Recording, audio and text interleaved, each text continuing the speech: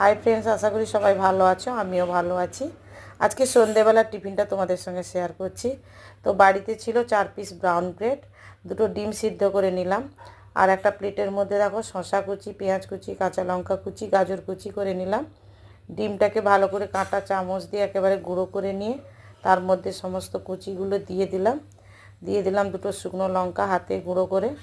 তারপরে দিয়ে দিলাম স্বাদ মতো লবণ, গোলমরিচের গুঁড়ো, আর দিয়ে দিলাম জিরে গুঁড়ো, টমেটো সস দিয়ে ভালো করে কিন্তু মেখে নেব, মানে মিক্সড করে নেব ভালো করে। তারপরে দেখো আমি ব্রাউন ব্রেডটা একটা প্লেটের মধ্যে সাজিয়ে নিয়েছি সুন্দর করে। আমি এরকম করে মানে একটা রুটির মধ্যে দিয়ে উপর থেকে আর একটা রুটি দিয়ে তারপরে আমি কিন্তু ফ্রাই প্যান বসিয়ে একটু সেঁকে নেব, এপিট ওপিট করে হয়ে যাবে আমার স্যান্ডউইচ। যদি তোমাদের ভিডিওটা ভালো লাগে লাইক করো প্লিজ, আমার চ্যানেলটা তোমরা সাবস্ক্রাইব করে